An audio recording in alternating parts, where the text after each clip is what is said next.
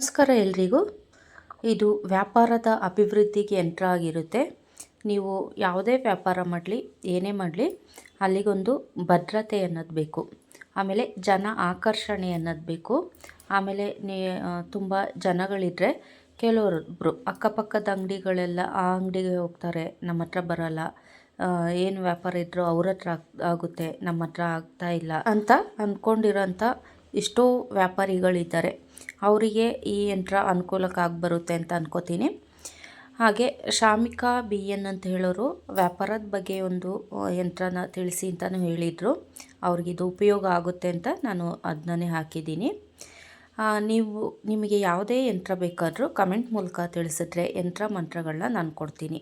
ಅದ್ರ ಬಗ್ಗೆ ವಿವರಣೆಯನ್ನು ಕೂಡ ಕೊಡೋದ್ರಿಂದ ನಿಮಗೆ ಅದನ್ನ ಮಾಡ್ಕೊಂಡು ಹಾಕ್ಕೋಬೋದು, ಅಥವಾ ಬೇರೆಯವ್ರ ಹತ್ರನೂ ಹಾಕ್ಕೋಬೋದು. ನಿಮಗೆ ಬರಲ್ಲ ಅಂತ ಹೇಳಿದ್ರೆ ಕೆಲವರಿಗೆ ಟೈಮ್ ಇರಲ್ಲ, ಕೆಲವರಿಗೆ ಮಂತ್ರಗಳು ಸಿದ್ಧಿಯಾಗಿರಲ್ಲ.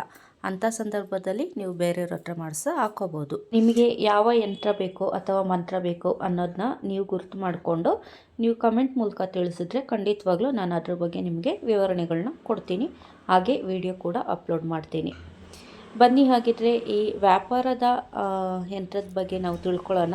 ಇದರಿಂದ ನಮಗೆ ಯಾವ ರೀತಿ ಉಪಯೋಗ ಆಗುತ್ತೆ, ಇದರಿಂದ ನಮ್ಮ ರಕ್ಷಣೆ ಹೇಗಿರುತ್ತೆ ಅನ್ನೋದು ನಾವು ತಿಳ್ಕೊಳ್ಳೋಣ. ಈಗ ನೋಡಿ, ಈ ಯಂತ್ರನ ವ್ಯಾಪಾರದ ಸ್ಥಳದಲ್ಲಾದರೂ ಹಾಕ್ಬೋದು ಅಥವಾ ಮನೆಗಳ ಬಾಗಿಲ ಮೇಲಾದರೂ ಹಾಕ್ಬೋದು. ಇದು ಒಂದು ರೀತಿಯ ಅಭಿವೃದ್ಧಿಯ ಯಂತ್ರ ಆಗಿದೆ, ಹಾಗೆ ರಕ್ಷಣೆಯ ಯಂತ್ರ ಕೂಡ ಆಗಿದೆ. ಯಾರೆಲ್ಲ ವ್ಯಾಪಾರ ಮಾಡ್ತೀರಾ ಅವರು ಅಂಗಡಿ ಚಿಕ್ಕದಾಗಿ ವ್ಯಾಪಾರ ಮಾಡಿ ಪರವಾಗಿಲ್ಲ, ದೊಡ್ಡದಾಗಿ ಆದರೂ ವ್ಯಾಪಾರ ಮಾಡಿ. ಆದರೆ ಚಿಕ್ಕದ ಆದರೂ ಸರಿ, ದೊಡ್ಡದಾದರೂ ಸರಿ, ನೀವು ಅಂಗಡಿಯ ಬಾಗಿಲಿನ ಮೇಲೆ ಈ ಯಂತ್ರನ ಒಂದು ಫ್ರೇಮ್ ಹಾಕ್ಸ್ಬಿಟ್ಟು ನಂತರ ಈ ಯಂತ್ರನ ಅಲ್ಲಿ ಪೂಜೆ ಮಾಡಬೇಕಾಗುತ್ತೆ. ಇದನ್ನ ಪೂಜೆ ಮಾಡೋದ್ರಿಂದ ಇದಕ್ಕೆ ಶಕ್ತಿ ಅನ್ನೋದು ಹೆಚ್ಚಾಗಿ ನಿಮಗೆ ಒಂದು ರಕ್ಷಣೆ ಅನ್ನೋದು ಸಿಗುತ್ತೆ, ಹಾಗೆ ಅಭಿವೃದ್ಧಿ ಅನ್ನೋದು ಸಿಗುತ್ತೆ. ಆಮೇಲೆ ಜನಾಕರ್ಷಣೆ ಕೂಡ ಇದರಿಂದ ಆಗುತ್ತೆ. ಇದರಿಂದ ಯಾರೇ ಏನೇ ಮಾಡಿದರೂ ಕೂಡ ಅದು ನಿಮಗೆ ತಾಗಲ್ಲ.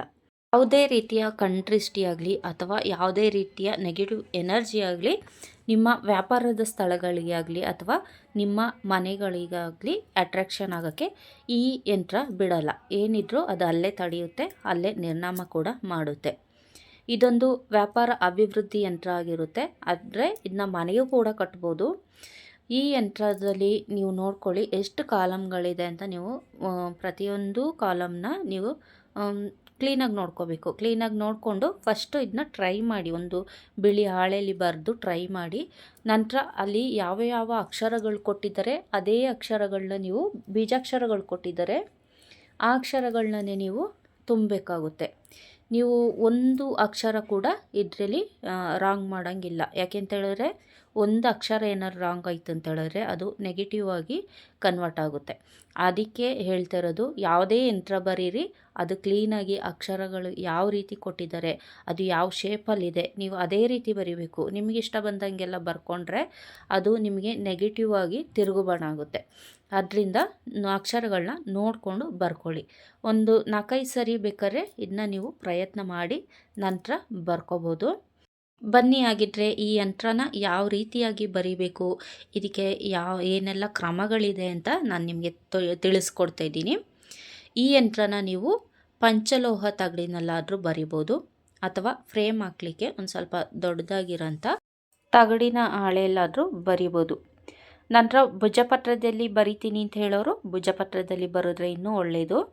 ಭುಜಪತ್ರೆ ಈ ಅಕ್ಷರಗಳು ಇಷ್ಟೊಂದು ಬರೆಯೋಕ್ಕೆ ಕೆಲವೊಬ್ಬರಿಗೆ ಕಷ್ಟ ಆಗುತ್ತೆ. ಆದ್ದರಿಂದ ಪಂಚಲೋಹದ ತಗಡಲ್ಲಿ ಬರೀರಿ. ಪಂಚಲೋಹದ ತಗಡಲ್ಲಿ ಬರೆದ್ರೆ ಇದು ತುಂಬ ಎಫೆಕ್ಟಿವ್ ಆಗಿರುತ್ತೆ. ಬ್ರಾಸಲ್ಲಿ ಕೂಡ ಬರಿಬೋದು, ಅದು ಏನೂ ಕಡಿಮೆ ಶಕ್ತಿನ ಹೊಂದಿರಲ್ಲ, ಅದು ತುಂಬ ಚೆನ್ನಾಗಿ ಕೆಲಸ ಮಾಡುತ್ತೆ. ಅದರಲ್ಲಾದರೂ ಬರೀರಿ, ಎಲ್ಲರ ಪಂಚಲೋಹದಲ್ಲಾದ್ರೂ ಬರೀರಿ. ಅದು ಬಿಟ್ಟರೆ ಭುಜಪತ್ರೆಯಲ್ಲಿ ಯಾರೆಲ್ಲ ಬರೆದು ಇದನ್ನ ಫ್ರೇಮ್ ಹಾಕ್ಸ್ತೀರಾ ಅದು ಇನ್ನೂ ತುಂಬ ಒಳ್ಳೆಯದಾಗಿರುತ್ತೆ. ಆದ್ದರಿಂದನೇ ನೀವು ನಿಮ್ಮ ನೀವು ಯಾವ್ದನ್ನ ಬೇಕಾದ್ರೆ ಸೆಲೆಕ್ಟ್ ಮಾಡ್ಕೊಳ್ಳಿ. ತಂದು ಅದನ್ನ ಶುದ್ಧೀಕರಣ ಮಾಡಬೇಕು. ತಗಡನ್ನ ಶುದ್ಧೀಕರಣ ಮಾಡಿ ನಂತರ ನೀವು ಈ ಯಂತ್ರನ ಬರೀಬೇಕು. ಯಂತ್ರಗಳನ್ನ ಯಾವ ರೀತಿ ಬರಿಬೇಕು ಅಂತ ಹಿಂದಿನ ವೀಡಿಯೋಗಳಲ್ಲೆಲ್ಲ ತಿಳಿಸಿದ್ದೀನಿ, ನೀವು ಅಲ್ಲೋಗಿ ಒಂದ್ಸರಿ ಚೆಕ್ ಮಾಡ್ಬೋದು. ಈ ಯಂತ್ರನ ಬರೆದ ನಂತರ ಅಷ್ಟಗಂಧ ಅಂತ ಸಿಗುತ್ತೆ, ಗ್ರಂಥಿಗೆ ಅಂಗಡಿಗಳಲ್ಲಿ ಸಿಗುತ್ತೆ, ಕೇಳಿ. ಅಷ್ಟಗಂಧನ ತೆಗೆದು ಇದಕ್ಕೆ ಲೇಪನ ಮಾಡಬೇಕಾಗುತ್ತೆ. ಲೇಪನ ಮಾಡಿ ಆದ ನಂತರ ನೀವು ನಿಮ್ಮ ದೇವ್ರ ಮನೆಯಲ್ಲಿ ಅಥವಾ ನೀವೆಲ್ಲಿ ಪೂಜೆ ಮಾಡ್ತೀರಾ ಅಲ್ಲಿ ಇದನ್ನ ಇಟ್ಟು ಪೂಜೆ ಮಾಡಬೇಕು. ಒಂದು 9 ದಿನಗಳ ಕಾಲ ಇದನ್ನ ಅಲ್ಲೇ ಇಟ್ಟು ಪೂಜೆ ಮಾಡಿ. ನಂತರ ಇದಕ್ಕೆ ಪ್ರಾಣ ಪ್ರತಿಷ್ಠೆ ಎಲ್ಲ ಆಗಬೇಕು. ನೈವೇದ್ಯಕ್ಕೆ ಸಿಹಿ ಏನಾದರೂ ಮಾಡಿಡ್ಬೋದು. ಇನ್ನು ಇದಕ್ಕೆ ಕೆಂಪು ದಾಸವಾಳ ಹೂವು ಅಥವಾ ರೋಸು ಇಡ್ಬೋದು, ಕೆಂಪುದೇ ಆಗಿರಬೇಕು. ಅಥವಾ ಮಲ್ಲಿಗೆ ಹೂವು, ಪರಿಮಳ ಬರುವಂಥ ಮಲ್ಲಿಗೆ ಹೂವು, ಸಂಪಿಗೆ ಹೂವು ಇಂಥದ್ದೇನಾದ್ರು ಇಡ್ಬೋದು. ಏಕೆಂದರೆ ಇದು ಜನನ ಅಟ್ರ್ಯಾಕ್ಟ್ ಮಾಡಬೇಕು, ಆಮೇಲೆ ಮನಿ ಅಟ್ರ್ಯಾಕ್ಟ್ ಆಗಬೇಕು ಅಲ್ವಾ. ವ್ಯಾಪಾರ ಅಂತ ಹೇಳಿದ್ರೆ ಅದೇ ಅಲ್ವಾ. ನಂತರ ಮನೆಗಳಲ್ಲೂ ಅಷ್ಟೇ ಇದು ಒಂದು ಆಕರ್ಷಣೆನ ಹೊಂದಿರಬೇಕು.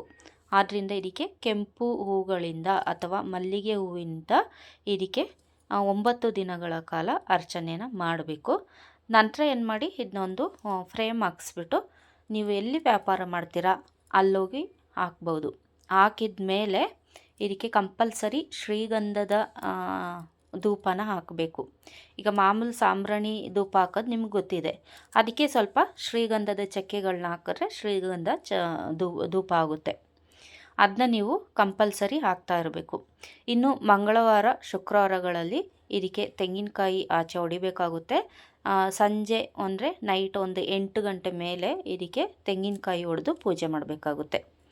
ಇದಿಷ್ಟೂ ನೀವು ಕ್ರಮವಾಗಿ ಮಾಡ್ಕೊಂಡು ಬರ್ತಾ ಇದ್ದರೆ ಖಂಡಿತವಾಗ್ಲೂ ನಿಮ್ಮ ವ್ಯಾಪಾರ ಅಭಿವೃದ್ಧಿ ಆಗುತ್ತೆ, ಅಥವಾ ನಿಮ್ಮ ಮನೆ ಅಂತ ಹೇಳೋದು ಏಳಿಗೆ ಅನ್ನೋದು ಕಾಣುತ್ತೆ. ಇದನ್ನ ಯಾವುದೇ ಕಾರಣಕ್ಕೂ ಬೇರೆಲ್ಲೂ ಇಡಬಾರ್ದು, ಬಾಗಿಲಿನ ಮೇಲೆ ನೇತಾಕಬೇಕು. ಈಗ ನಾವು ಕಡಲೆಕಾಯಿ ಎಲ್ಲ ಕಟ್ತೀವಲ್ಲ ಅಂಥ ಜಾಗದಲ್ಲಿ ಇದನ್ನ ನೇತಾಕಿ ಪೂಜೆ ಮಾಡಬೇಕು. ನಿಮಗೆ ಯಂತ್ರಸಿದ್ಧಿ ಮಂತ್ರಸಿದ್ಧಿ ಎಲ್ಲ ಆಗಿದ್ದರೆ ಖಂಡಿತವಾಗ್ಲೂ ನೀವೇ ಮಾಡ್ಕೊಳ್ಳಿ.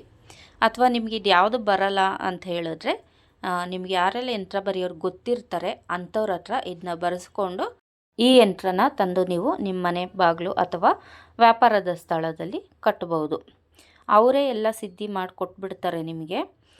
ಆನಂತರ ಇದನ್ನ ನೀವು ಪೂಜೆ ಮಾಡ್ಕೊಂಡು ಹೋಗ್ಬೋದು. ಪ್ರತಿ ಮಂಗಳವಾರ ಶುಕ್ರವಾರಗಳಲ್ಲಿ ಇದಕ್ಕೆ ಪೂಜೆ ಮಾಡಬೇಕು ಅಂತ ಹೇಳಿದ್ದೀನಿ.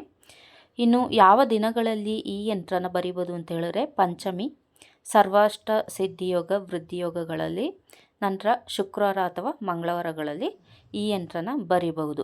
ಹಾಗೆ ಇದಕ್ಕೆ ಮೂಲಿಕೆಗಳೇನಾದ್ರು ಹಾಕ್ಬೇಕಂತ ಹೇಳಿದ್ರೆ ಖಂಡಿತ ಆಕರ್ಷಣೆಗೆ ಬರುವಂತಹ ಮೂಲಿಕೆಗಳನ್ನ ಹಾಕಿ. ಈ ವಿಡಿಯೋ ನಿಮಗೆ ಇಷ್ಟ ಆಗಿದೆ, ನಿಮಗೆ ಉಪಯೋಗಕ್ಕೆ ಬರುತ್ತೆ ಅಂತ ಹೇಳಿದ್ರೆ ಖಂಡಿತವಾಗ್ಲೂ ಒಂದು ಲೈಕ್ ಮಾಡಿ. ಹಾಗೆ ಬೇರೆಯವ್ರಿಗೆ ಯಾರಿಗಾದ್ರೂ ಅವಶ್ಯಕತೆ ಇದ್ದರೆ ಅವ್ರಿಗೆ ಇದನ್ನ ಶೇರ್ ಮಾಡಿ. ಇದು ಒಬ್ಬರಿಂದ ಒಬ್ಬರಿಗೆ ಶೇರ್ ಆಗ್ತಾ ಇದ್ದರೆ ಯಾರೆಲ್ಲ ವ್ಯಾಪಾರದಲ್ಲಿ ನಷ್ಟನ ಅನುಭವಿಸ್ತಾ ಇರ್ತಾರೆ ಅಥವಾ ಮನೆಗಳಲ್ಲಿ ಏನಾದರೂ ಕಷ್ಟ ನಷ್ಟಗಳನ್ನ ಅನುಭವಿಸ್ತಿರ್ತಾರೆ ಅಂಥವ್ರಿಗಿದು ಉಪಯೋಗ ಆಗುತ್ತೆ.